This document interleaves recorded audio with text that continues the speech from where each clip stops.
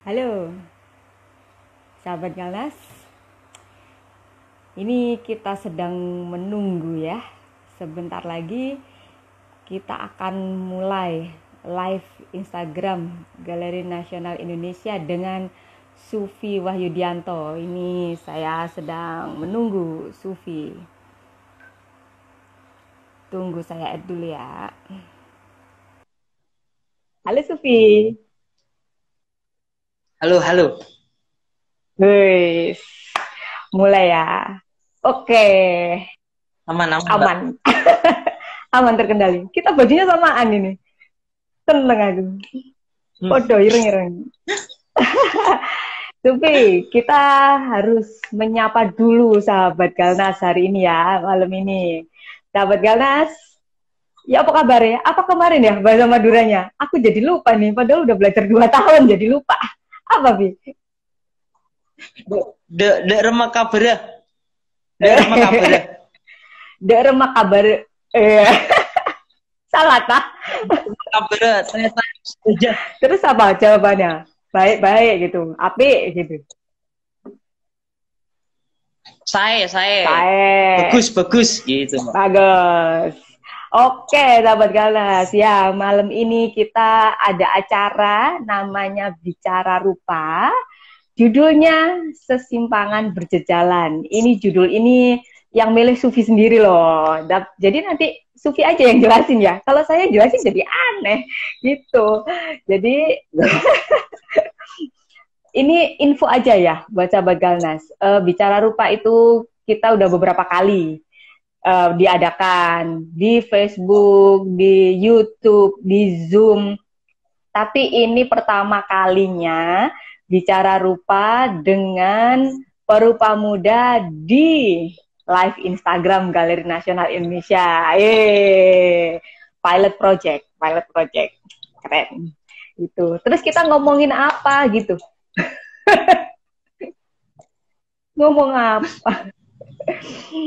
Jadi hari ini ya, sahabat Galnas, kenapa sih kita ngundang Sufi? Jadi Sufi ini sebenarnya bukan hanya perupa muda. Ini aku punya contekan, tapi di sebelah. Jadi aku gini-gini nggak apa-apa ya. Soalnya nggak bisa nih saya screen di sini. Jadi Sufi ini perupa muda. Terus dia itu usianya 28 tahun, betul ya, Via? Betul, betul. Betul. Baru ulang tahun. Weh, kapan ini? April, bener ya? Baru ulang tahun April. Sekarang udah Juni, wes suwe, udah lama. Ini ya, sahabat Galas, aku mohon maaf dulu nih. Nanti akan ada istilah-istilah yang asing buat kalian, terutama di Jakarta. Tapi bagi orang Jawa Timur itu mungkin biasa. Dan ini logat-logat Jawa Timur itu emang seperti ini ya. Sufi ini lahir di Madura, sahabat Galnas. Lahir di Madura, kalau saya di Surabaya. Tapi nggak ada yang nanya saya lahir di mana. Yang penting Sufi ini di Madura lahirnya. Besar di Madura juga, Bi? Di Madura. Oh, oke. Sampai kuliah ya? Kuliah di Madura? Kuliah di Surabaya. Oh, salah berarti aku. Di UNESA, Universitas Negeri Oh Surabaya. iya, Universitas Negeri Surabaya, jurusan Pendidikan Seni Rupa. Woi, pendidikan seni rupa. Berarti kamu bisa jadi guru ya, Bi ya? Iya, aku IKIP. Aku sudah menghatamkan silabus, RPP, Wih, keren. dan semacamnya. Keren. Terus tiba-tiba kamu jadi perupa sekarang. Tapi nggak apa-apa, itu nanti kita bahas nanti ya. Tapi ini langsung aja, Bi. Aku tuh pengen nanya, sebenarnya bukan aku juga sih. Jadi kita ngundang Sufi ini, dia sebagai perupa muda yang sangat inspiratif dengan banyak prestasi hingga saat ini ya. Ini ada beberapa prestasi yang aku bacain aja ya, Bi ya. Aku bener-bener baca, guys. Soalnya aku nggak hafal, panjang ini. Nggak apal, itu Surabaya banget yang nggak apal, panjang. Ini kayaknya Sufi punya masalah koneksi, tapi nggak apa-apa. Ini memang sekarang Sufi berdomisili di Yogyakarta dan dia berkesenian di Jogja, Madura juga. Nah, di Jogja ini memang dia memilih tempat yang sunyi atau apa ya untuk kontemplasi senyap. Kok senyap kayak di hutan dong? Enggak. Jadi ini aku add lagi nih ya. Jadi mohon maaf ya guys, memang koneksi ini masalah yang cukup mengganggu nih sekarang, tapi kita memang platformnya seperti ini, jadi ya kita enjoy aja ya, gitu. Nah ini masuk lagi. Wih, ada Mbak Adinda. Halo Sufi. Oh iya Mbak. Sudah connect lagi? Connect. Oh iya. Tadi aku membacakan prestasimu, terus kamu malah ninggalin aku. Ya wis. Sufi ada dari Mbak Dinda Lutfiani gitu. Halo Sufi, halo Desi. Ya, oke. Aku bacain lagi ya prestasimu. Prestasimu itu 5 Best Presenter of Design and Textile di Jawa Timur. Kemudian Best Painting, lukisan terbaik di Fakultas Seni Rupa UNESA. Bener ya, Vi? 2015. Oh. Terus dia adalah finalis UOB POI, UOB Painting of the Year di Jakarta, finalis ya 2016, dan finalis Young Artist Award Red Base Foundation Yogyakarta. Tapi setelah dia jadi finalis, tahun 2018 malah menang UOB POI Jakarta. Kemudian bertingkat ke pemenang UOB Painting of the Year Southeast Asia. Wow, ini di Singapura, guys. Ya, Pak Vi, kamu bisa cerita sedikit, Vi, tentang itu, Vi? Hari ini memang ngomongin Sufi ya. Sufi ini perjalanan keseniannya itu sangat menarik untuk diceritakan. Jadi, dia itu asalnya dari Madura. Kemudian tiba-tiba sekarang dia sudah, ya nggak tiba-tiba sih, sebenarnya banyak sih ya perjalanannya gitu. Dari Madura, sekolah di Surabaya, kemudian dia pindah lagi ke Jakarta, ke Yogyakarta. Halo, kayak pernah kenal ini siapa ya? Ternyata Sufi. Harus ganti HP. Iya, nggak apa-apa. Aku tadi cerita sama sahabat Galas nih, kalau kamu milih tempat di Jogja itu memang untuk kontemplasi yang sunyi gitu ya. Jadi internetnya memang agak ganggu ya. Hanya ada Telkomsel di sini. Mungkin teman-teman di Jogja tidak tahu tempatku itu di Dusun Petung gitu, ujung di Bangunjiwo. Wow. Yang itu masih belum ada aspal gitu.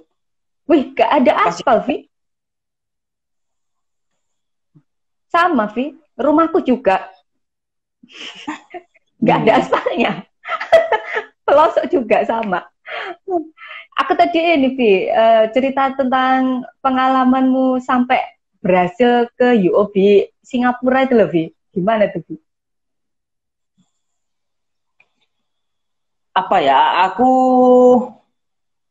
aku lahir dan besar di Madura, kemudian berkesenian secara lebih serius itu ketika aku di Surabaya ya.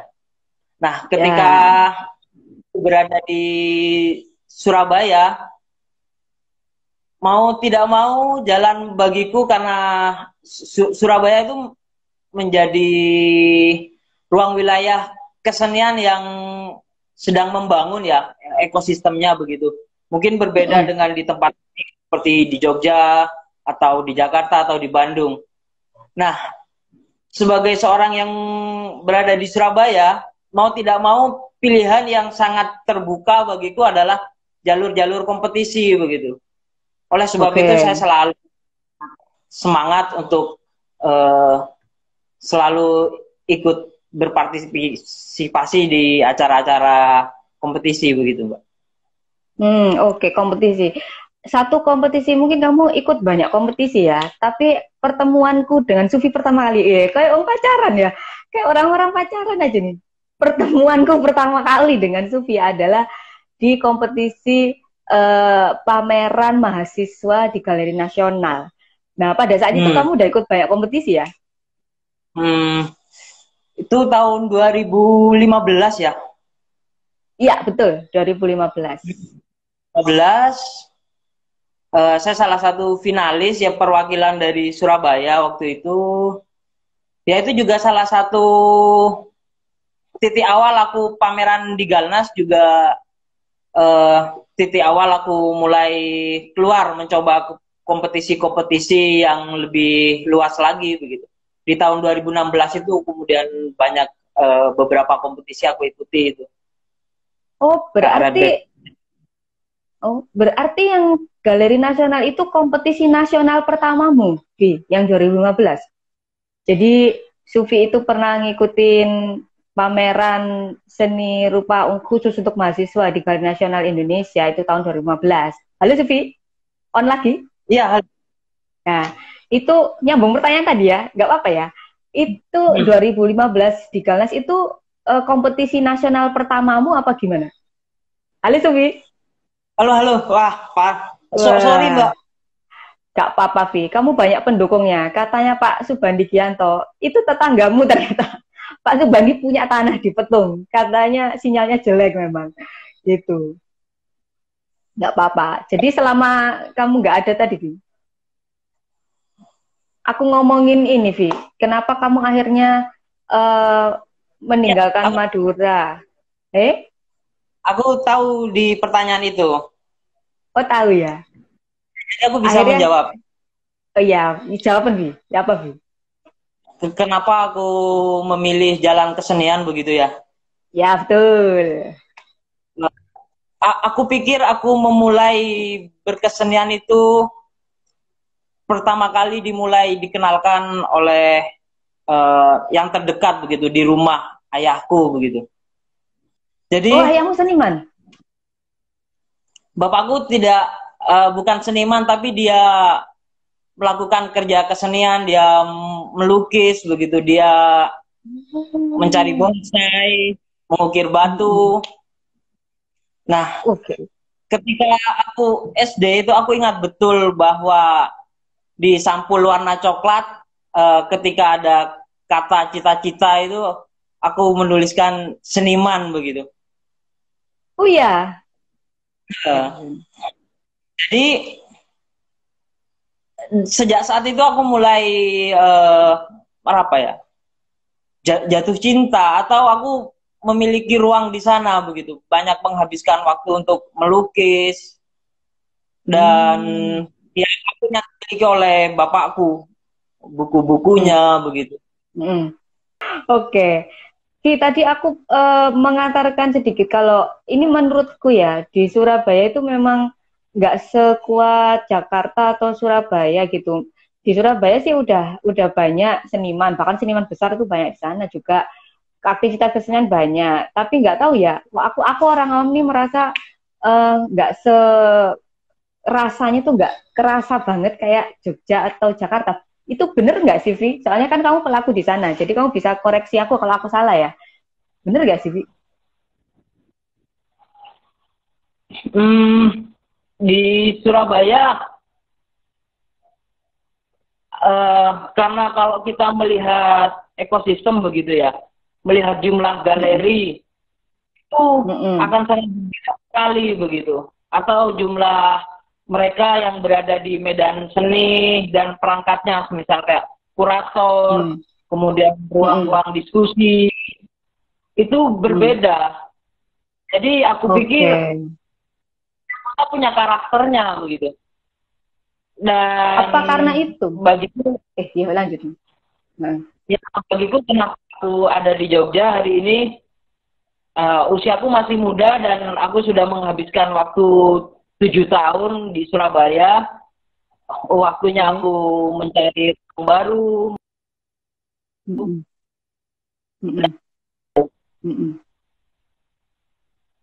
Oke. Oh, emang berarti ada hubungannya ya, ekosistem seni rupa, khususnya seni rupa ya di Surabaya, dan akhirnya kamu memilih pindah untuk di Jogja untuk mengembangkan apa ya, intinya semua lah ya, kekaryaan, teknik, eksplorasi, gitu ya, Via. Ada hubungannya berarti itu ya? Oke, guys. Di Jogja pun sebetulnya aku tidak menetap begitu ya, Mbak ya. Dalam artian aku banyak menghabiskan waktu untuk kalau orang Madura itu bilang itu sak untuk bertualang begitu. Kayak Aku bolang ya, berpetualang. aku pergi ke Lampung, tinggal di Lampung beberapa bulan. Kemudian pernah juga aku tinggal di pulau kecil gitu di Madura sana. Hmm. Juga ke Kalimantan waktu itu mendapatkan kesempatan residensi gitu. Ya, ya. Ya, aku membiarkan tubuh berada dimanapun, tepatnya begitu. Oke. Tentang residensi, kayaknya yang di Kalimantan tuh kamu punya cerita unik deh. Coba cerita, Vi. Ada apa di Kalimantan? Ya, eh,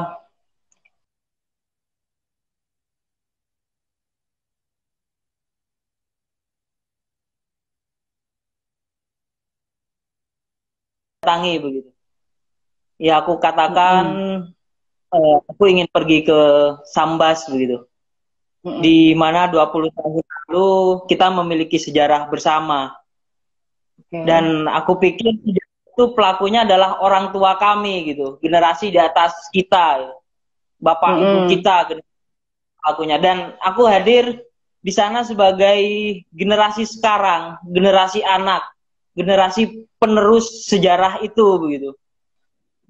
Terus, Vi, eh, jadi ini antara tragedi Madura, Kalimantan, itu semuanya melibatkan Madura.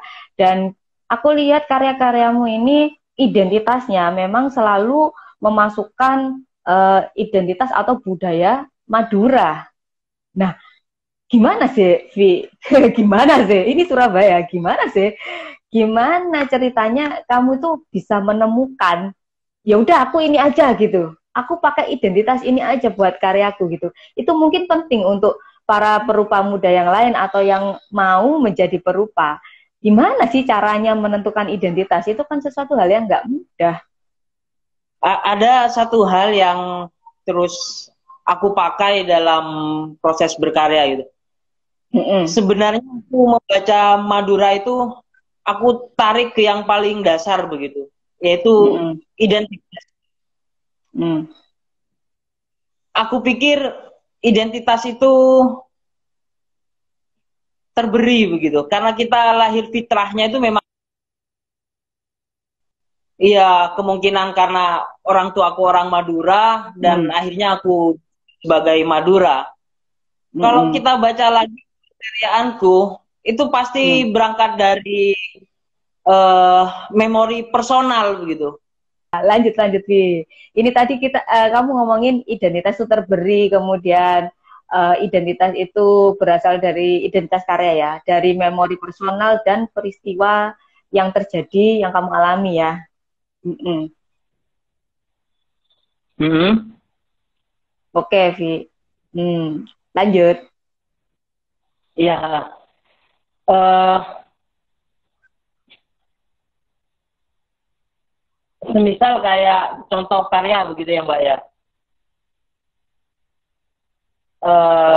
Ketika waktu itu aku TA dan kebetulan juga berbarengan dengan pameran uh, Homo Sapirin. Itu Mm-mm. adalah TA aku untuk kuliah, juga pameran tunggal pertama. Oh, oke, pameran tunggal. Di mana itu? Hmm. Di Surabaya. Iya. Di Surabaya. Oke. Aku membicarakan Madura ya dari pengalaman uh, personalku begitu, bagaimana aku hidup di Madura dan dekat dengan kebudayaan kerapan sapi. Mm-mm.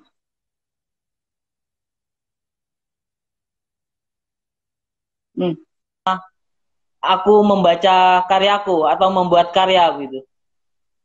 Mm-mm. Kita kerapan sapi sebagai ruang kultural, peristiwa kultural bagi orang Madura. Tapi Mm-mm. aku sebagai diriku, sebagai seseorang yang berpikir secara personal gitu, bahwa Mm-mm. kayak tapi hari ini sudah banyak hal yang berubah di dalamnya. Oke. Eh, Pembacaanku adalah membaca relasi kuasa yang ada di Madura. Relasi Relasi kuasa di kuasa. Oke. ada 3 hal itu. Apa itu? Yaitu pertama kuasa eh, dari kalangan santri begitu, Oke. eh, dari kalangan Islam, lalu kuasa Hmm.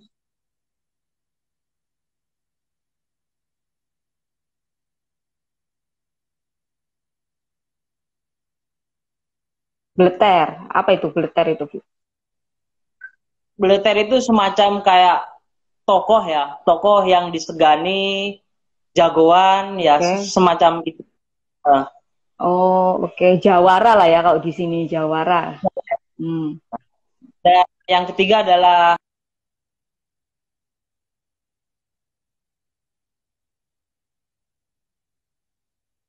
Mm-mm. Oke, Vi. Bentar. Itu Vi freezing. Jadi relasi kuasa itu kuasa santri, bleter, jagoan. Terus yang ketiga, kita tunggu sufi yang ketiga. Yang ketiga adalah, Vi.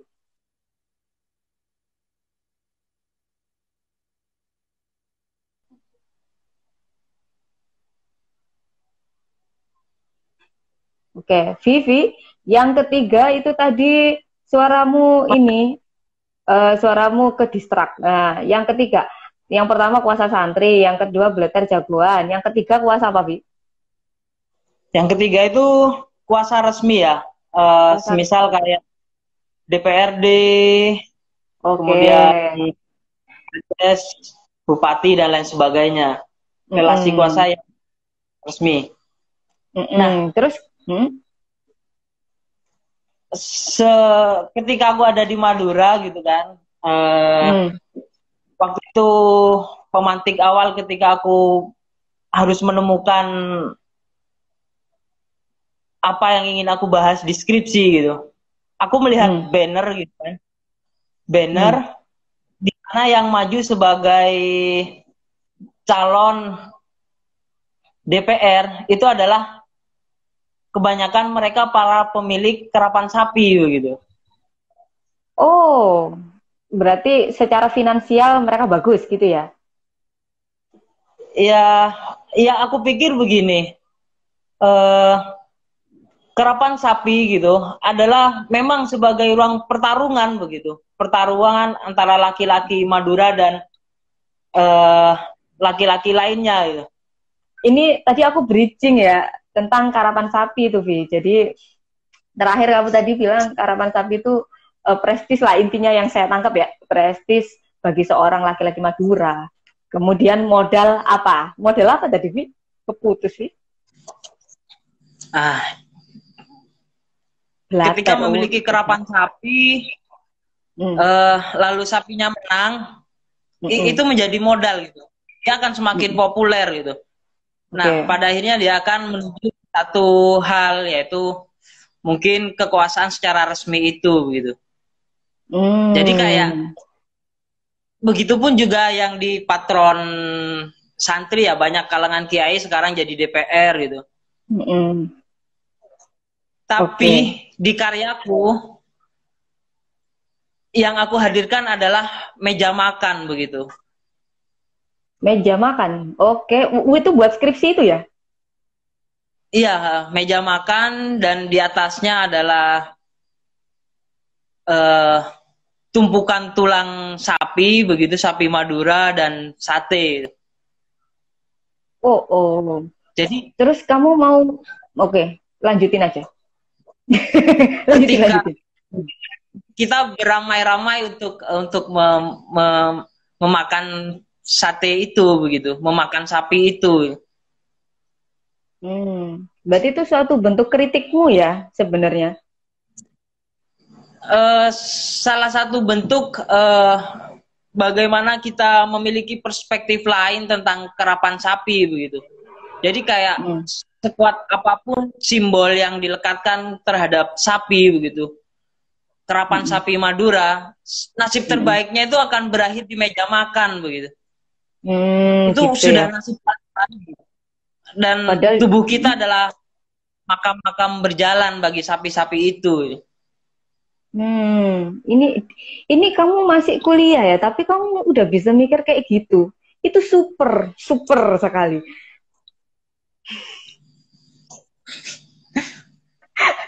Iya lah, Vi. Bener deh. Berarti ini aku bisa nyimpulkan ya, apa-apa yang terjadi, yang kamu alami, yang kamu lihat, itu ini untuk teman-teman yang lain juga yang masih membangun lah ya istilahnya, masih teman-teman yang masih muda ini masih membangun, itu bisa kita ambil jadi sebuah inspirasi atau gagasan gitu ya, bagi wacana gitu ya.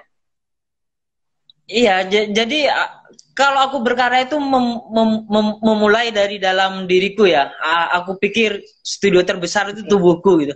Jadi kayak ketika aku berjalan dan melihat poster itu, melihat baliho itu, dia nyalonin DPR, kemudian di bawahnya ada nama sapinya dan foto sapinya, itu bisa jadi skripsi bagiku. Untuk membaca halnya begitu. Studio terbesar adalah diriku. Wow, ini quote ini sangat kuat nih, Vi. Oke, berarti itu bisa diadaptasi. Kemudian, Vi, kamu berhasil dengan skripsi ini atau bagaimana sehingga kamu akhirnya stay di Identitas Madura ini loh. Itu apa sih? Apakah kamu mendapatkan respon positif di karya ini, di skripsi ini, apa gimana?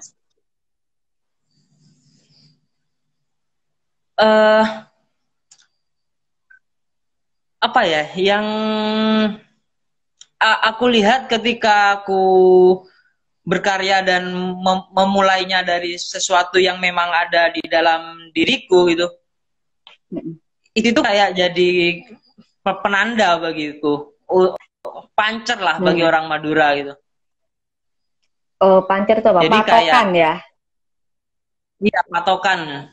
Oke. Oke, Vi. Terus, Vi, ini kita lihat, kalau aku sih yang lihat, aku yang lihat karyamu itu selalu dengan identitas Madura itu. Dan aku masih ngelihat ada lukisan, instalasi gitu. Tapi kira-kira nih, itu lebih afdol kamu yang cerita. Seri karyamu itu ada apa aja sih? Apa ya? Ketika aku berkarya gitu, kalau lihat karya-karya yang aku buat gitu, aku tidak hanya melukis gitu, tapi lebih tepat pada kayak medium adalah bahasa bagiku. Jadi kayak gagasanku ini tepat digunakan dengan bahasa medium apa begitu. Tapi tetap ditarik ya karya-karyaku. Lebih percaya pada energi begitu, Mbak. Dalam artian melihat karyaku itu yang jadi benang merah di tiap karyaku satu dengan yang lainnya itu adalah energiku begitu. Jadi kayak mungkin orang lihat karyaku itu kelam ya, gelap, ya, coklat. Tidak ada karyaku yang biru pop atau cerah begitu. Itu karena mungkin aku bergelut dengan energi yang sama sehingga kayak karyaku nafasnya sama gitu. Jadi kayak aku melepaskan diriku dari medium. Apa, Vi? Karena menggunakan energi. Oke, berarti energimu itu energi kelam. Enggak ya? Enggak, tapi kayak semacam Tim Burton ya, yang aku tahu cuma Tim Burton. Itu juga movie-nya, filmnya itu juga kelam. Berarti itu juga setipe dengan kamu gitu ya, kelam gitu. Dan memang gayamu kayak gitu. Ini yang sepanjang aku tahu ya, Vi ya. Tapi kamu bisa cerita nih ke ke follower kita dan yang viewer kita hari ini.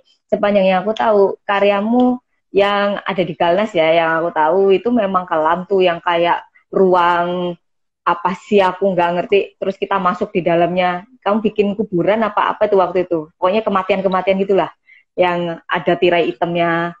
Itu juga hitam, di ruang hitam, semuanya hitam. Terus yang menang Yobi itu juga yang daging-daging luka gitu kan, merah tapi gelap gitu. Terus ada lagi yang beberapa kali pameran tuh juga semuanya kelam gitu. Nah terus Vi, ini aku nyambung ke yang tadi masih ya yang Karapan Sapi ya. Ini kan kamu visioner, karya-karyamu ini visioner terus baru gitu. Apakah kamu mengangkat identitas Madura dan istilahnya itu pandanganmu tentang budaya identitas Madura kayak gini. Tapi apakah orang-orang di sana di Madura itu mendukung visimu apa ada penolakan apa gimana?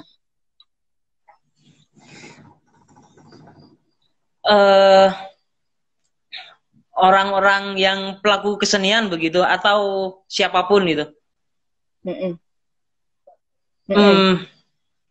Ya, atau masyarakatnya yang terdekat denganmu misalnya tetangga, keluarga apa gimana tuh? Atau komen gitu maksudnya, komplain apa gimana? Aku pikir ketika aku berkarya tentang kemaduraan begitu, itu tuh aku tidak tahu yang mendukung itu bentuknya seperti apa atau yang tidak mendukung bentuknya seperti apa itu. Tapi selama ini ketika aku berkarya dan membaca segala peristiwa tentang diriku dan kemaduraan itu,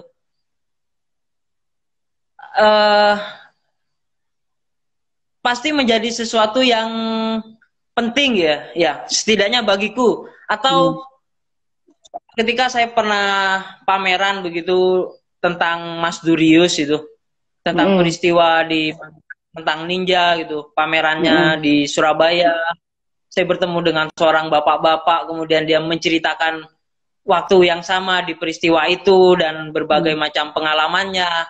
Itu tuh salah satu bentuk bagiku bagaimana karyaku tuh sampai kepada mereka gitu. Itu salah satu bentuk dukungan bagiku. Berarti memang ini ya fine gitu ya, maksudnya nggak masalah gitu ya dari sudut pandang itu. Ini tuh ada yang nanya, aku langsung aja nggak apa-apa ya, ini nyambung soalnya tentang energimu tadi tuh. Gimana caranya mengolah energi positif? Ini pertanyaannya apa tuh? Pertanyaannya berat nih, Bi. Cara mengolah energi positif. Kamu ngerti nggak jawabnya, Bi? Gimana, Bi? Apa ya? Kalau kita membaca karyaku gitu, kenapa warnanya seperti itu, kenapa energinya seperti itu gitu. Kita bisa membaca dari hal lain tentang hidup itu sendiri gitu. Kadang kita berpura-pura menjadi bahagia, padahal tidak begitu gitu. Ya, kesenian salah satu ruang katarsis ya, atau ruang bagaimana kita sadar melihat kenyataan hidup gitu. Nah, ketika semuanya dilepaskan menjadi bentuk karya, itu salah satu pelepasan yang melegakan ya bagiku gitu. Berarti ada kepuasan. Kalau kita melihat ada kepuasan ya, karena kamu mengeluarkan energi itu pelepasan gitu. Jadi ada rasa puas di situ ya.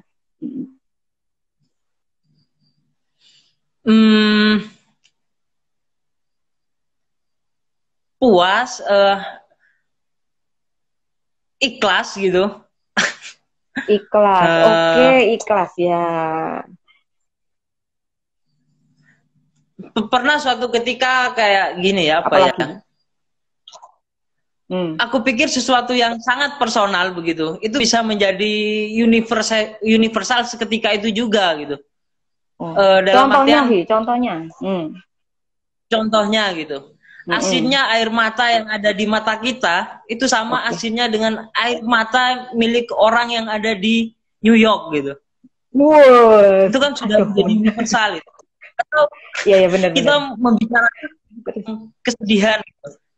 Ya semua orang sedih. Ya Heeh. ketika semua orang itu sudah menjadi universal gitu. Ketika kita menyentuh sesuatu yang paling dalam, Mm-mm.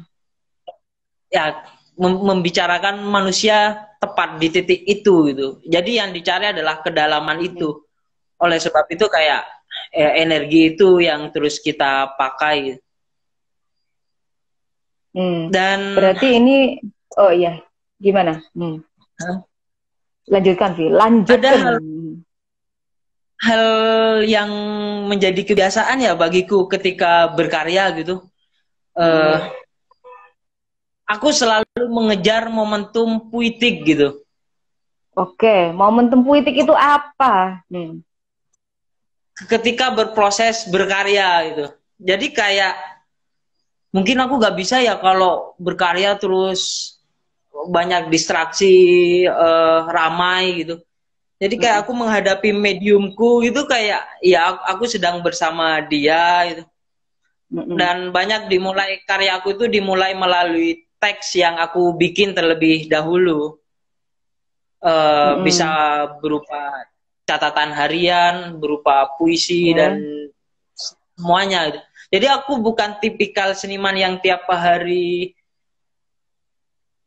bekerja gitu atau melukis gitu, tidak, tapi lebih pada kayak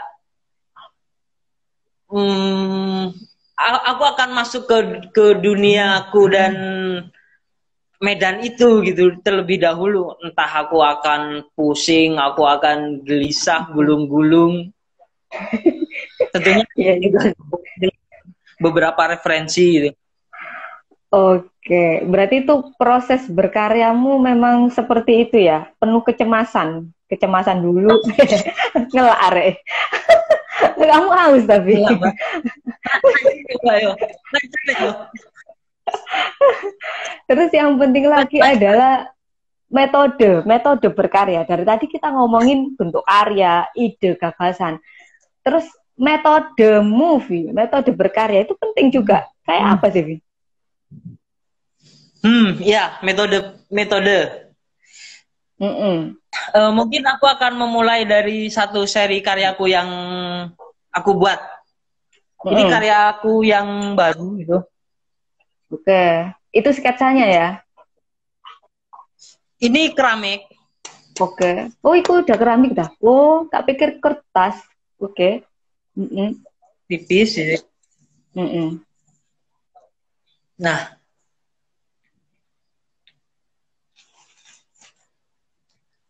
karya-karya ini kayak gitu. Kenapa aku memilih untuk tidak menggambarnya begitu? Mm-mm. Kenapa aku Ya. tidak melukisnya dengan kuas gitu? Heeh. Kenapa aku menorehnya dengan sesuatu yang tajam kepada tanah gitu? Mm-mm. Itu dengan Itu teknik tuh apa tuh, Vi? aku bekerja dengan ingatan ya Mbak ya, dengan memori, dengan Oke. sesuatu yang personal gitu. Heeh. Aku ingat gitu waktu kecil gitu, ikut bapak ke sungai, kemudian Mm-mm. aku melukis di tanah begitu dengan arit ya, dengan ditoreh Mm-mm. begitu. Kalau Mm-mm. di bahasa Madura itu eh tat gurih talpak tanam, menoreh lalu Mm-mm. membekas di tanah begitu. Oh, oke. Jadi aku pikir kayak metode ini menjadi penting bagiku karena aku punya nilai argumennya begitu.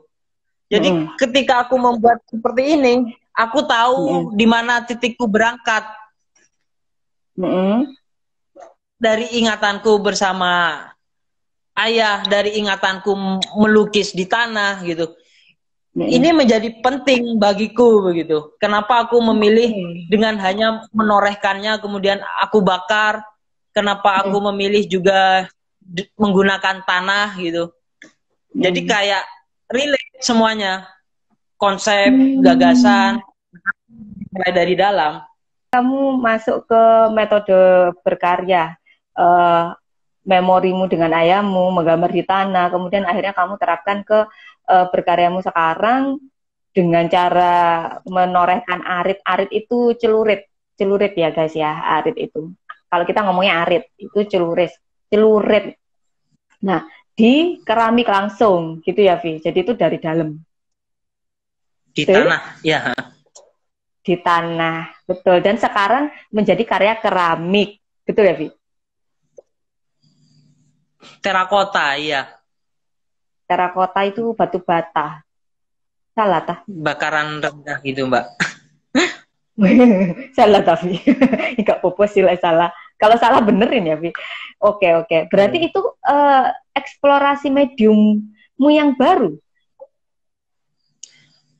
Iya, yang tengah aku kerjakan gitu. Sejak kapan? Iya, yang paling baru.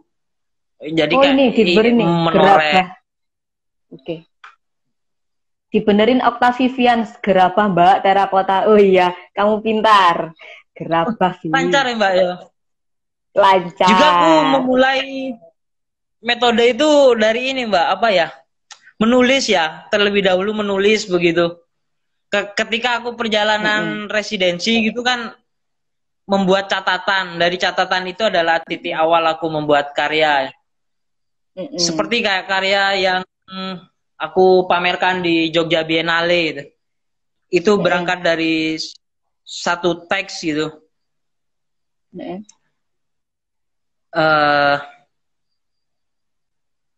Teks puisi,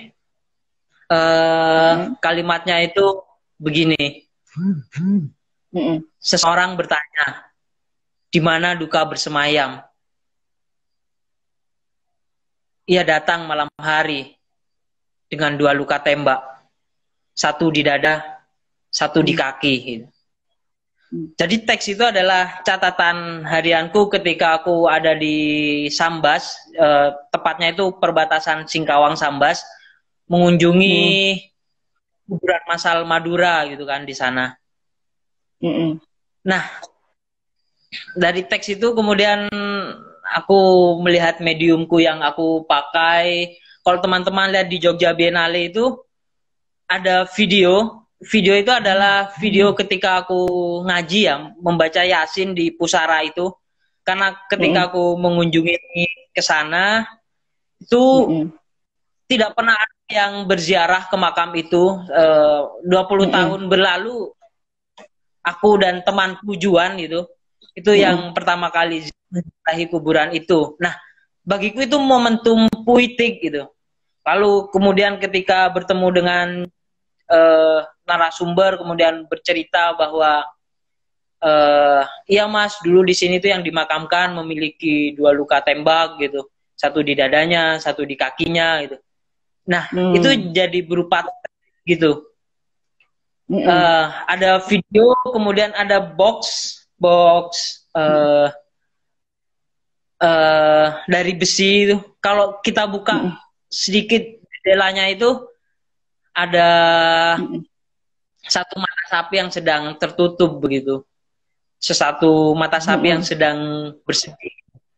Nah, itu tersaji menjadi hamparan meja. Ketika kita menikmati karya itu mau tidak mau kita harus menunduk gitu. Itu salah satu kayak bagaimana caranya agar orang menunduk ketika melihat karya itu. Bagaimana caranya orang menjadi berkabung ketika melihat karya itu. Jadi tidak mau ketika semua di altar ke bawah kemudian ada mata sapi di atas meja itu, kita melihatnya tidak satu jajar mata gitu, tapi kita melihat dari atas gitu. Dan ketika membaca teks itu, mereka tahu yang aku lukiskan adalah tentang kesedihan bahwa ya hanya kehilangan yang kita miliki gitu. Berarti memang kamu ini terkoneksi, maksudnya yang dari dalam dirimu itu sangat kaya gitu, dan kecemasan-kecemasan itu kemudian kamu masukkan ke metode berkaryamu itu real gitu. Gimana ya, ngomongnya susah ya, aku bisa ditangkap nggak ya ngomong apa gitu, tapi itu emang susah dijelaskan ya Vi ya, maksudnya ya susah dijelasin gitu, tapi ya itu memang jadi pelajaran sih buat kita ya. Ini sebenarnya ada yang nanya nih ya, tadi kan nanya tentang pesan-pesan buat seniman muda. Sebenarnya dari tadi kita juga ngomongin pesan ya, tentang meskipun kita kayak say no to drugs itu pesan yang sangat terakhir gitu. Tapi dari tadi kita juga ngomongin pesan kalau seniman muda menemukan gagasannya bagaimana. Itu tadi kita udah kita bahas ya, menemukan gagasannya, apa yang terjadi dalam diri kita, apa yang terjadi di lingkungan sekitar kita. Itu tadi masuk ke Sufi. Kemudian sekarang menggunakan pengalaman memori dalam metode berkarya. Itu juga Sufi masukkan di sini. Betul ya, Vi ya? Kalau aku salah, koreksi ya, nggak apa-apa. Nah, lanjut, Vi, lanjut. Terus sekarang ini kamu kan mengeksplorasi keramik ya, gerabah keramik gitu kan. Yang sebelumnya tidak kamu kerjakan. Nah, itu kenapa, Vi? Ke situ, kenapa gitu? Ini ada yang baru lagi nih, kenapa gitu? Sebetulnya kalau keramik ya, pameran tunggalku yang kedua itu keramik ya, yang di Red Base. Tahun berapa itu? Oh, 2015. Tahun 2017. 2017. Tahun berapa ya? Oh, 2017. Oh enggak, judulnya itu. Oh enggak. Iya. Ceker-ceker itu artinya. Ongga itu naik. Ongga itu naik, bahasa Maduranya naik. Oh, oke. Ongge, ngomongnya ongge ya? Ongge. Salah ya? Ya maaf, ongge. Oh, gitu. Jadi kayak Korea dong, ongge. Oh, enggak, ini beda. Oke, naik. Terus apa yang kamu tampilkan di situ? Keramik. Judulnya naik. Apa sih? Judulnya tuh Ongge. Waktu itu aku residensi di Jogja ya. Residensi di Red Base gitu. Dan kebetulan waktu itu yang aku teliti juga adalah orang Madura yang ada di Jogja gitu. Melalui peristiwa merantau. Peristiwa merantau. Okay. Iya, kita tahu bahwa orang Madura itu pasti memiliki kebiasaan untuk merantau ya. Tapi aku tidak serta-merta menerima gitu kan. Kalau di peristiwa merantau itu pasti ada kalimat yang sering kita omongkan, ongge toron gitu kan. Kamu ongge ke Jawa gitu. Kamu naik ke Jawa gitu. Atau toron itu pulang, turun gitu. Nah, bagiku kalimat ongge toron itu tidak sesederhana itu gitu. Ada hierarki bagiku gitu. Dalam artian kalau kita ke Jawa kok kita seakan-akan naik gitu ke sesuatu yang lebih tinggi gitu. Kemudian kalau kita toron pulang ke Madura kok turun gitu, seakan-akan dari tempat yang tinggi gitu. Juga bagaimana pembacaan stereotip kan terhadap orang Madura gitu. Orang Madura itu pekerja kasar, pekerja kelas bawah gitu. Tapi justru dari petikan itu yang ngebuat aku, oh ini penting bagiku untuk aku bicarakan gitu. Dan aku tidak serta-merta menerima kalimat itu gitu. Kemudian aku memeriksa ulang kalimat itu. Nah, kalau ditarik jauh lebih jauh sebelumnya, politik hierarki itu kan memang digunakan sejak kolonial ya. Bagaimana orang Madura kalau membaca tulisan-tulisan buku tentang Madura itu pasti ditabalkan tentang stereotip Madura keras, kasar, suka carok gitu. Itu memang kayak dibangun gitu. Nah, tidak lain dan tidak bukan menjadi pembandingnya adalah saudara terdekatnya, yaitu Jawa yang lebih halus, lebih lembut, lebih luhur gitu. Nah, itu dipakai oleh mungkin kolonialisme, bagaimana mereka tidak pernah bersatu begitu. Jadi politik divide imprahnya bekerja, politik pecah belahnya gitu. Jadi kita udah memiliki identitas terberi. Wah, nah aku balik lagi melalui intervensi karya gitu. Aku menggunakan ceker yang aku buat dari tanah kan. Falsafah Madura yang aku ambil, akar-akar nyolpe gitu, mencakar Apa itu? lalu mematuk gitu. Nah, Mencakar, mematuk, mencakar, mengais ya, mengais. iya mengais seperti ayam gitu. Kayak Nah, ayam. Oke. aku pikir ketika kita ongke itu bukan sesuatu kita pergi ke sesuatu yang lebih tinggi atau adiluhung, tapi adalah bagaimana kontekstasi kita sebagai orang Madura yang tangguh gitu. Jadi kayak kita orang Madura ditempatkan dimanapun kita bisa hidup gitu. Kita tidak gengsi bekerja kasar atau bekerja di bawah. Nah, bahkan kalau kita tahu pengusaha besi atau pemulung itu banyak orang-orang Madura ya, yang kita berpikir bahwa sampah itu bisa menjadi alat atau menjadi sesuatu yang bisa menghidupi kita gitu. Jadi sebagai orang Madura kita pergi merantau adalah pergi bertarung begitu. Kita sendirian menghadapi medan baru, seorang diri dengan satu tujuan yaitu untuk memperbaiki hidup. Itu seperti seorang petarung menaiki gelanggang gitu. Itu makna ongke bagiku. Lalu kemudian kita turun, kita pulang. Turun itu kayak ya pulang mudik, kepada ibu. Mudik lah. Iya, mudik, sungkem kepada ibu. Kalau kita mencium lutut ibu, tidak mau kita harus menengadah gitu kan. Kita harus menurunkan tubuh kita gitu untuk sampai lah. Itu tawat orang Madura. Itu turun bagi kita. Karena orang Madura itu punya kebiasaan, walaupun merantau, ketika tua atau sudah meninggal pasti dimakamkan di desanya, di rumahnya. Itu turun kembali ke ibu pertiwi lah istilahnya, ke tanah kelahiran ya. Oke, berarti satu pelajaran lagi, Vi. Berarti ini kamu juga mereinterpretasi atau menginterpretasi ulang apa-apa yang terjadi atau stereotip yang ada di Madura dengan bahasa atau istilah yang sama, tapi kamu interpretasi ulang gitu ya, dengan satu sudut pandang yang lain gitu, yaitu tadi tentang apa, ongke dan toron. Ongke dan toron gitu ya. Nggak pakai gini ya gitu. Iya sih, memang kalau lagi lebaran memang mereka bilang, aku sering dengar dulu, kemana Nangdi gitu, kemana toron gitu, pulang maksudnya ke Madura gitu. Oke, aku baru sadar di sekarang. Oke deh, itu pelajaran lagi ya.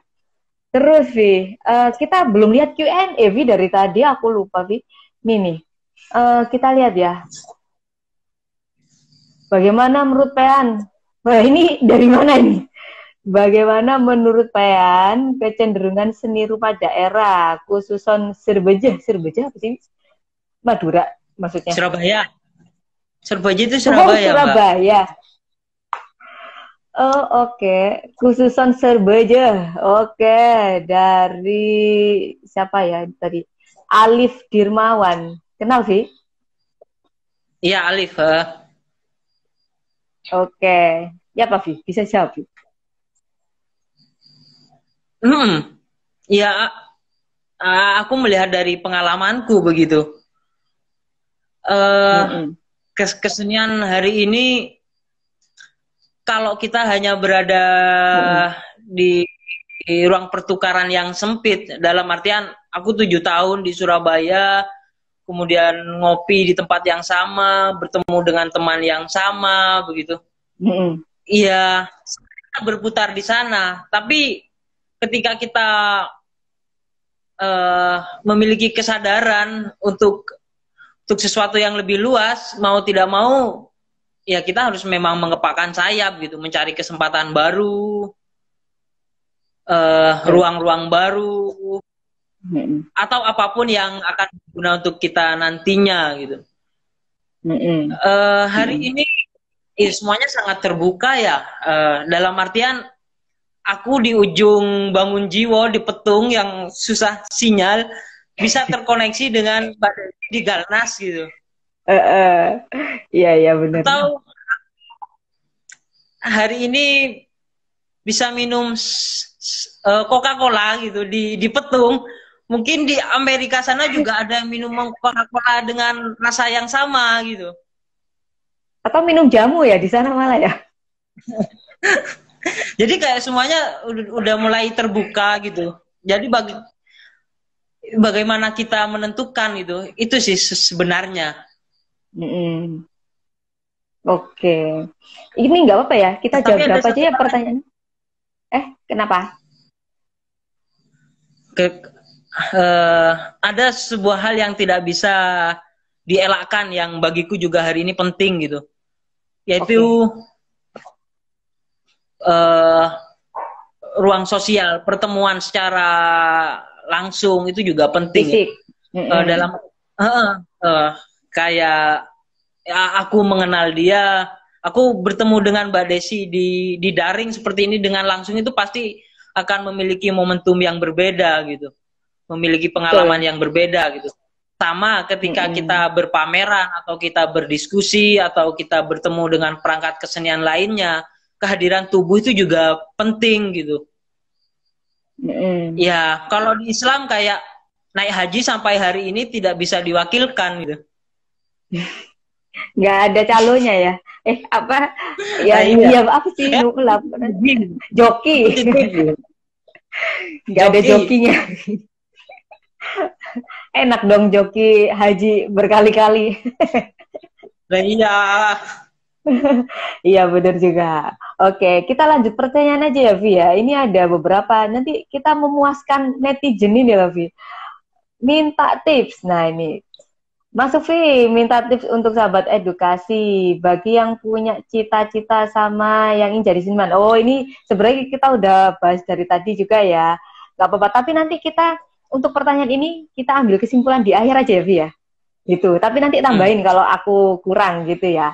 Oke, suara edukasi nanti kita jawab ya.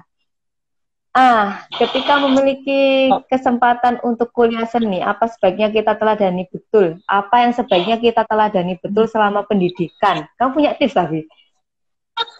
Selama kuliah kita harus memperhatikan apa yang penting? Ini dari Rahel Karisa. Mungkin bisa aku bercerita pengalamanku ketika di kampus ya. Mungkin kalau aku salah bisa di cross check ke dosenku atau teman seangkatanku. Aku tuh cenderung menjadi seniman yang bandel gitu kan di kampus gitu. Bahkan teman-teman tahu ya, aku di kampus tuh jadi pelukis terbaik gitu kan ya, peraih penghargaan lukisan terbaik, kemudian di Peksiminal aku juara 2 gitu, tapi aku mengulang mata kuliah sendiri, aku tidak lulus begitu. karena apa itu coba? Ya apa ya? Ya aku tidak tahu, aku hanya sharing kepada teman gitu. Waktu itu aku berkarya kan, mediumku ya tidak hanya menggunakan cat dan lain sebagainya begitu. Aku lebih banyak menggunakan percaya pada konteks untuk mewakili konsepku gitu.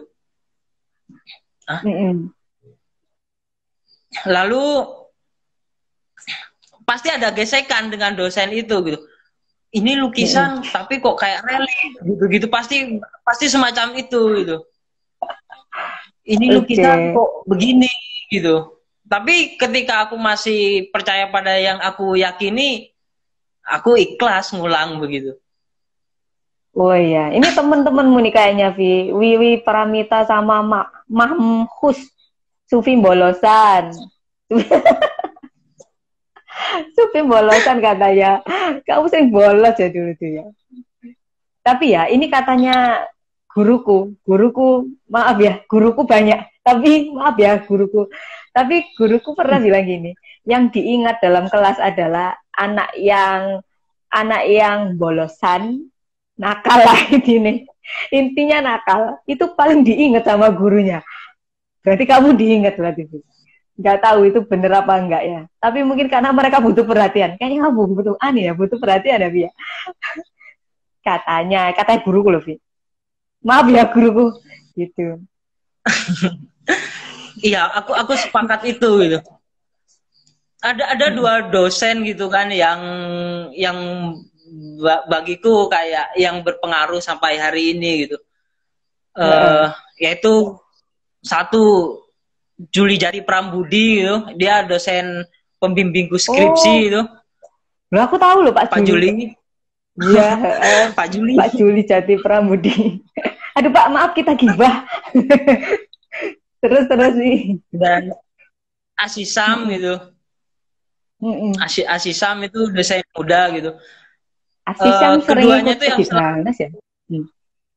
mendukung dan menantangku untuk terus eksplorasi ya, terus untuk tidak berhenti dan patuh pada satu hal tertentu gitu. Oke, free lah ya, free your mind gitu. Hmm. Terus sekarang kamu ini sudah jadi seniman nih, ketemu nggak sama Pak Juli atau Pak Arsisam itu? Sama Pak Juli kita komunikasi sering di WA ya. Aku Oke. juga jarang ke kampus. Mm-mm. Tapi sekarang kamu dijempolin dong sama mereka.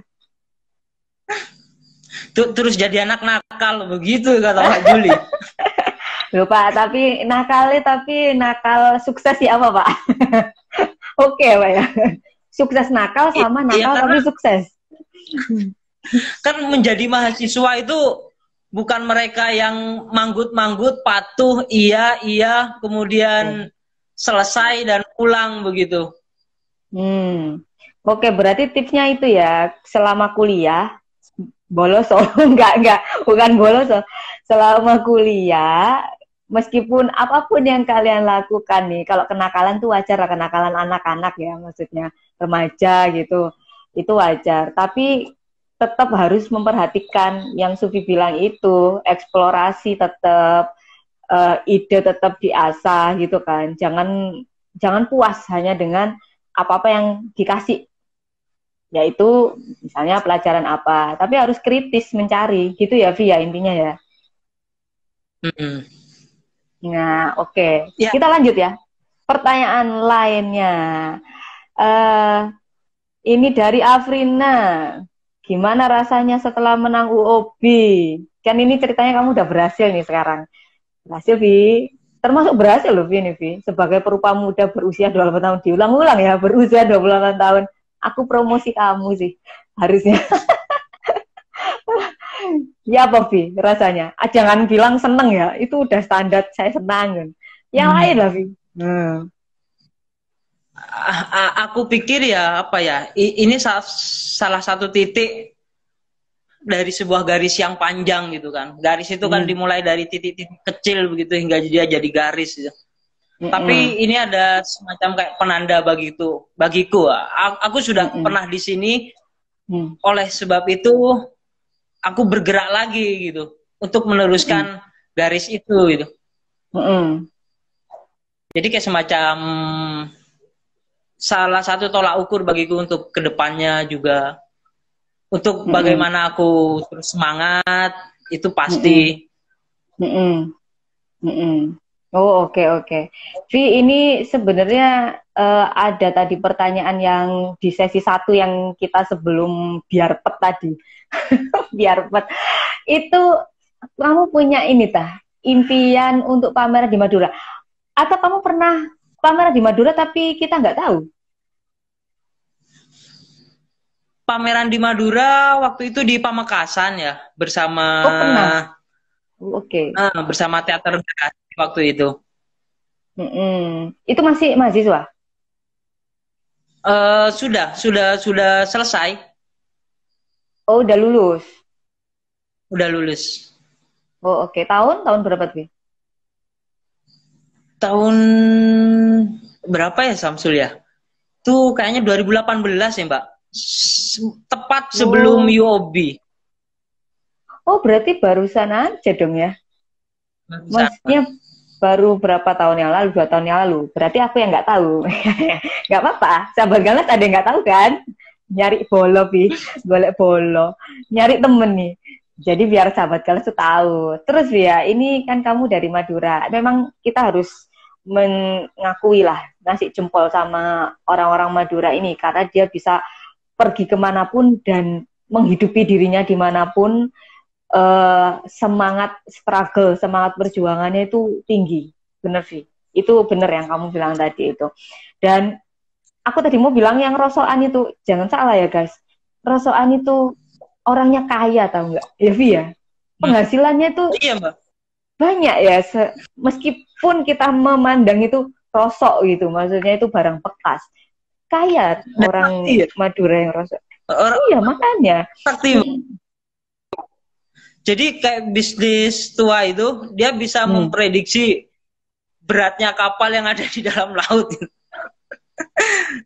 Jadi dia bisa tahu beratnya kapal ya? Gila. Padahal dia nggak ini ilmu fisika ya. Rombeng, bener rombeng. Rosok, kalau tempat kita rosok, rombeng. Kalau di sini rongsokan ya bahasanya. Gitu. Aku selalu bahagia kalau di Ganas, Mbak. Kenapa? Kenapa? Di depan yang bersepedaan ada warung berjalan, itu pasti saudara-saudaraku. Tuh, tapi saiki diubrak. Sekarang udah clean, Wi. Iya. Iya, karena ada aturan ya gitu. Terus sering-sering disambangin sama petugas gitu. Gitu. Ya, nanti kapan-kapan lah ketemu saudaramu lagi. Tapi di Jalan Batu masih banyak kok. Jalan Batu masih ada. Aku rasa sih dapat ditemukan di mana-mana lah saudara-saudara kita yang dari Madura ya. Gitu. Jakarta banyak. Oke. Pertanyaan. Loh, iki ditambahi Mbak Sri Daryani iki lho. Pak Rusli Juragan Besi Tuan yang kampungku sogeh wonge. Betul emang sogeh. Iya memang betul itu. Gitu. Lainnya ya, Via. Oke. Ini mungkin menjadi pertanyaan pamungkas kita. Sebenarnya kita tadi tuh udah hampir 2 jam ya, Vi, nggak kerasa ya. Padahal tadi rencananya cuma setengah jam. Kenapa kita jadi ngobrol ngalor ngidul nggak jelas nih? Nggak sih, jelas ya, Vi ya. Sejelas, yang nggak jelas itu yang pertama karena roaming. enggak. Respons, salah. Dari Sista Sekar Aji. Sesimpangan berjalan itu maknanya apa? Ini bener sih pertanyaan ini. Karena dari tadi kita nggak ngomongin ini. Padahal judulnya acara ini tuh sesimpangan. Ya apa sih? Ya kan? Apa, Vi? Coba, Vi, jelasin. Sesimpangan berjalan itu apa, Vi? Ya. Ketika Mbak Desi menghubungiku dan kita harus segera menentukan judul ya, aku menawarkan sesimpangan berjalan ya. Aku menempatkan diriku sebagai generasiku ya, yang lahir hari ini, dan aku pikir yang seumuranku, seniman di bawah 30 tahun itu banyak sekali ya, dan kita memiliki kesempatan yang sama. Katakanlah kita ikut kompetisi, open call, kesempatan kita itu sama gitu, hak kita itu sama gitu. Nah, itu adalah berjejalan gitu, berjejalan, berdesakan gitu. Sedangkan sesimpangan adalah sesuatu yang dimulai dari dalam diri kita, kayak keyakinan yang akan menjadi penuntun ya, keyakinan yang jadi pancer itu. Di jalan dalam proses berkesenian pasti kita akan memiliki banyak pilihan ya. Ketika aku lulus, aku punya pilihan untuk pulang ke rumah dan mengajar gitu. Tapi aku tidak itu gitu. Aku sudah melewati simpangan itu. Lalu kemudian kita menemui sesimpangan yang lain gitu.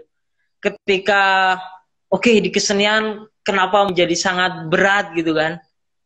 Tapi teguh di jalan yang aku pilih gitu. Aku akan bekerja, menempatkan berkarya dan bekerja jadi satu jalan gitu. Itu adalah sesimpangan yang sudah berikutnya gitu. Dan tentunya nanti kita akan sesimpangan lain. Oke, oke sih. Aku pikir kalau masalah berjejalan sesimpangan ini juga dialami tidak hanya seorang seniman yang memulai karir ya, tapi aku rasa semuanya juga akan mengalami itu ya, Vi. Berarti ya kita berkompetisi nih, habis lulus kuliah, lulusan banyak, jenjangnya Hmm. sama S1 semua, sama-sama ngelamar pekerjaan, dan kita harus berjejalan di antara mereka, harus bisa menjadi menonjol untuk dipilih, begitu ya, semacam itu. Dan sesimpangan, semua jalan hidup memang ada sesimpangan ya, Via. Bahkan setelah ini pun sesimpangannya juga banyak, gitu ya, Via. Tapi kamu merasa berat nggak sih, Vi, waktu awal-awal tuh menjadi seniman tuh?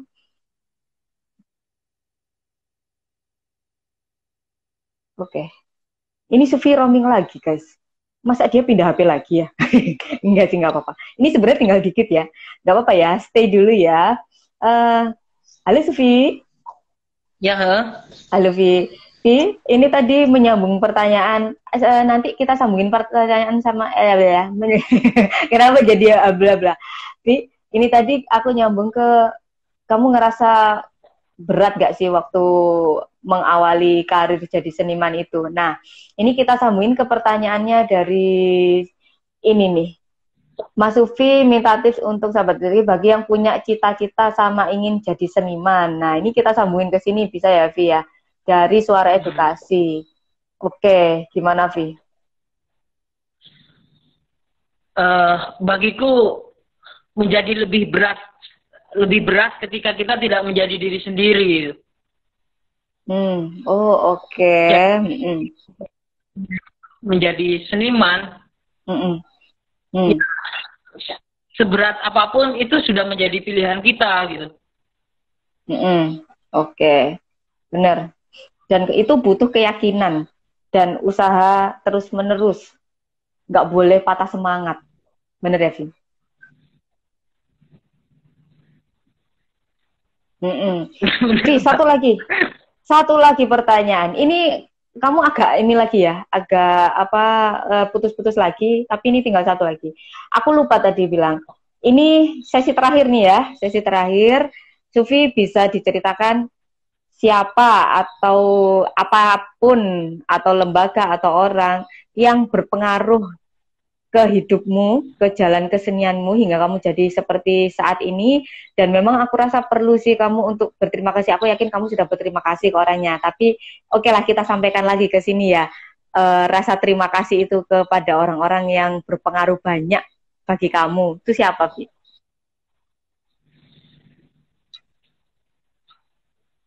Pertama kepada bapakku ya yang mengenalkan seni rupa pertama kali itu. Mm-mm. Eh, Kepada guru-guruku, Mm-mm. eh, ada satu peristiwa penting bagiku yang sampai saat ini aku juga tidak akan melupakan gitu. Dan itu terjadi di pojokan Galnas itu di depan, di dekat patung itu. Patungnya Budi eh Kustarto yang hijau. Ya, beliau seorang guruku gitu kan. Oke. Waktu itu aku di Galnas kebetulan tahun 2014 aku bertemu beliau gitu. Dan Hmm. ya sebagai seorang seni rupa bertemu dengan seniman yang dia sangat sukai Hmm. gitu. Kemudian aku nunjukin gambarnya dan dia yakin Hmm. kepadaku gitu. Nah, Hmm. pertemuan selanjutnya di Galnas, waktu itu aku masih mahasiswa gitu. Dia mengatakan Hmm. bahwa kamu selesaikan kuliahmu karena itu pertanggungjawaban pada orang tua.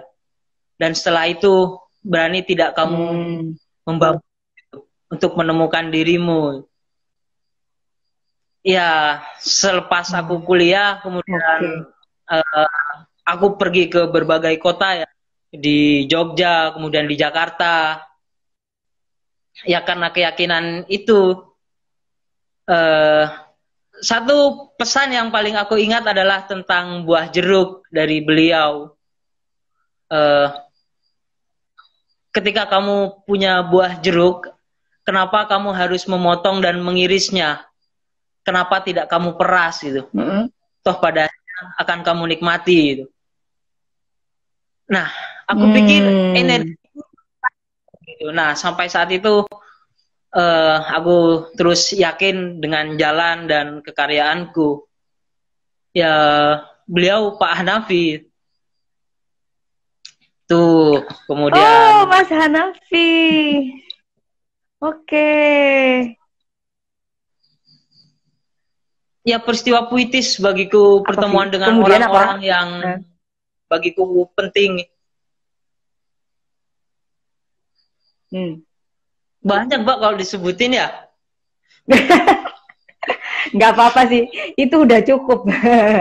Oke, ya udah berarti buat Mas Hanafi, guru ya, sungguh. Tadi ada Mbak Dinda, istrinya Mas Hanafi. Mungkin Mbak Dinda bisa menyampaikan salam kita ya, Via. Aku juga kenal Mas Hanafi, memang Mas Hanafi itu nggak banyak omong sebenarnya. Kalau sampai ngomong kayak gitu ke kamu itu deep banget. Ini aku sih dari aku. Iya kan, kalau sampai ngomong kayak gitu itu deep apa ya, dalam banget ngomongnya itu. Mas Hanafi nggak banyak omong loh, Vi, orangnya. Tapi nggak tahu sih, sepanjangnya aku tahu gitu. Nggak tahu, menurutmu gitu ya? Iya. Oke, salut. Mas Hanafi, terima kasih. Itu sudah termasuk transfer ilmu ke perupa-perupa yang baru ini, termasuk Sufi, tapi Mas Hanafi juga concern ya dengan pendidikan perupa, kan di studio Hanafinya juga banyak perupa muda yang belajar di situ juga ya, Vi ya. Nah, Vi ini pertanda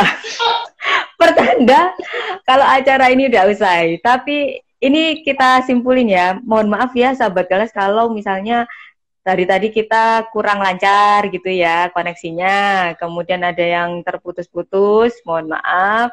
Dan apabila ada pertanyaan yang belum terjawab, insya Allah sudah terjawab sih dari kita cerita dari tadi ya. Semoga terjawab gitu ya. Kemudian yang komen-komen ini banyak banget, Vi, dari tadi yang ngasih semangat lah, yang mantap. Tapi kita lupa tadi ngomentarin kopiah movie. Kopiah ini termasuk identitas juga loh, sahabat Galnas. Karena di Madura biasa ya, Via, kalau di Madura pakai sarung, pakai kopiah, meskipun nggak lagi sholat, itu biasa ya di sana. Aku ya pakai sarung ini, Mbak. Hah? Pakai sarung? Oh iya. Sakingan yuk, nggak sampai nisor. Ini ngerti nggak ya? Meskipun nggak sampai bawah kameranya, tapi ya udah. Memang Sufi adalah orang Madura tuh nggak bisa kita pungkiri ya, Vi ya. Dan kita ulang lagi nggak apa-apa ya untuk para perupa muda di luar sana, baik yang masih berjuang atau yang masih menentukan, mencari identitasnya. Mungkin obrolan kita hari ini bisa menjadi semacam inspirasi ya. Nggak harus ditiru persis sih sebenarnya, karena Sufi tadi juga udah bilang kalau kita harus menemukan identitas dalam diri kita. Dalam diri kita, identitas itu memori, pengalaman, kemudian keyakinan, ya Via, itu masuk semua. Untuk masalah eksplorasi itu memang pengalaman ya, Vi, yang bicara ya, eksplorasi. Tapi jangan lupa identitas itu sangat penting, sahabat Galnas. Identitas bisa dari mana aja tuh.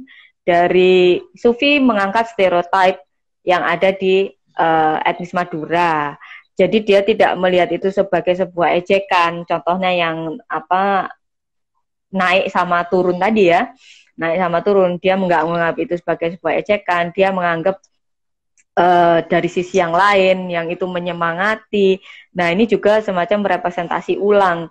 Jadi, kalau kalian nih, sahabat Galnas, dari berbagai daerah, manapun, gitu, itu bisa mengangkat kelokalan kalian masing-masing, seperti Sufi ini, gitu kan. Aku yakin deh, semua daerah pasti punya stereotip ya, Via. Punya budaya. Punya adat gitu. Jadi jangan langsung malu dengan, waduh aku stereotipnya kayak gini, malu. Enggak, ternyata Sufi bisa mengubah stereotip itu dari sudut pandang lain, dan itu optimis gitu, positif gitu jadinya. Itu sah ya, Vi ya? Sah itu.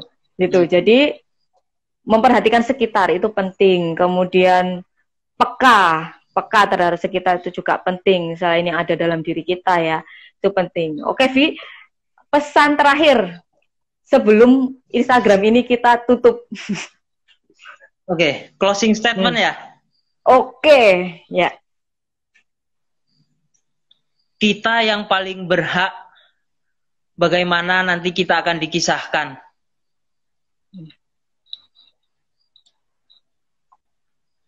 Udah. Kita yang paling berhak menentukan bagaimana nanti kita akan dikisahkan. Kita yang menentukan bagaimana kita nanti akan dikisahkan. Berarti nasibmu ada di tangan. Iya. Bener ya, Via? Oke, itu sangat dalam, guys. Artinya, aku yakin pembicaraan ini juga tidak akan selesai sampai di sini, karena banyak teman-teman kita yang mungkin belum puas atau apa. Ya, kita tunggulah pembicaraan lain kali. Ya, Via. Insya Allah lah nanti ada kesempatan lagi, entah itu bertatap muka langsung atau tidak, gitu ya, Via. Oke, Vi. Baik, kita akhiri ini bagaimana? Oke. Oke. Kalau aku ada yang salah, mohon dimaafkan, mohon dikoreksi, ya, Vi ya. Itu. Iya, tadi kita macet-macet ya, Mbak ya. Kita minta maaf. Iya, enggak apa-apa. Tapi ini. Apa, Vi? Seporana sedeja. Oh, seporana sedeja. Aku tahu artinya. Apa ya? Apa? Mohon maaf semuanya. Ya, bener ya? Ya, berarti aku pinter. Di akhir acara aku pinter, tadi enggak. Ya udah deh. Oke, sahabat Galnas, kita akhiri di sini dulu ya. Jangan lupa pesannya Sufi bahwa kita yang menentukan bagaimana nanti kita dikisahkan. Oke, Vi? Kita sampai ketemu lagi ya di acara yang lain. Insya Allah ada lagi nanti kapan, nggak tahu kapan, atau ketemu langsung. Kita bisa bersua, nggak melalui daring mungkin, ya, dan membahas topik yang lain lagi. Hari ini sangat bagus topiknya. Itu semoga ini menjadi inspiratif, menjadi inspirasi, sajian yang inspiratif dan juga edukatif bagi kita semua. Itu tidak bermaksud mengajari atau menuntun, tapi ini adalah perjalanan cerita kesenian Sufi yang bisa kita ambil maknanya, bisa kita ambil pelajarannya. Begitu ya. Oke. Kita akhiri. Sampai jumpa. Sufi, apa, Vi? Dadah. Salam terakhir apa, Vi? Matur sekelangkong. Terima kasih. Matur sekelangkong. Yeay. Selamat malam. Terima kasih.